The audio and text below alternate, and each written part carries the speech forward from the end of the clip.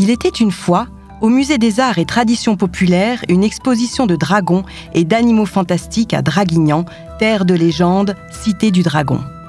Samantha Fesquet, je suis responsable des publics pour le pôle patrimoine et musée et je travaille ici majoritairement au Musée des Arts et Traditions Populaires de Draguignan en tant que médiatrice culturelle. Je vais animer des visites, des ateliers à destination du jeune public, mais pas que.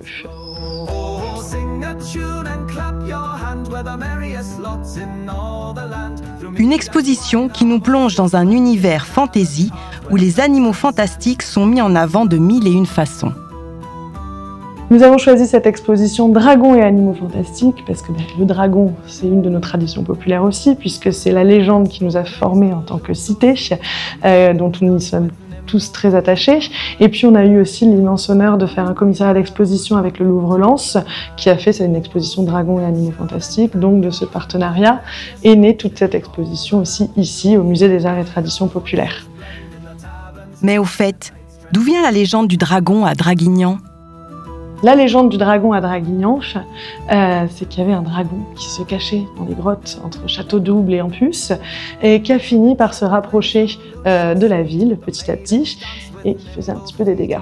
Heureusement, le héros civilisateur que l'on retrouve sous les traits de Saint-Hermantaire est venu tous nous sauver du coup de ce mal, parce qu'effectivement le dragon et tout ce qui est animaux fantastiques, c'est une allégorie de toutes les mauvaises choses qui peuvent nous arriver et aussi les catastrophes climatiques. Donc pour le coup, le dragon ici va être énormément lié aux inondations, aux crues, etc.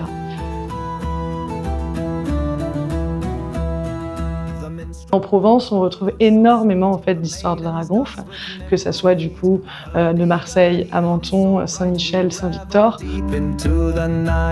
Dans les différentes salles, les dragons et animaux fantastiques nous transportent dans des mondes colorés, imaginaires et inquiétants. Il y a même un jeu de chasse aux dragons. Quand on est de Draguignan, qu'on est des Arcs, on a forcément envie d'entendre parler de dragons, puisque ça fait partie de l'histoire du pays. Et ensuite, quand on est ici, on est surpris, parce qu'elle touche vraiment tous les domaines, elle touche tous les âges. Donc il y en a aussi bien pour les enfants, avec des références aux dessins animés, ou d'autres références que nous on n'a pas, mais qu'eux ont.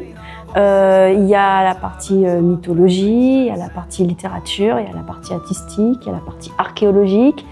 Donc voilà, on est surpris, on apprend et très bien.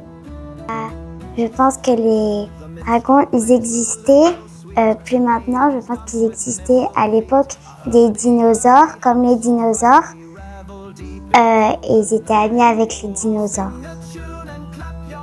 Bien sûr que je crois aux légendes et que je crois aux dragons et aux animaux fantastiques. Ils ont pris différentes formes, ils sont utiles.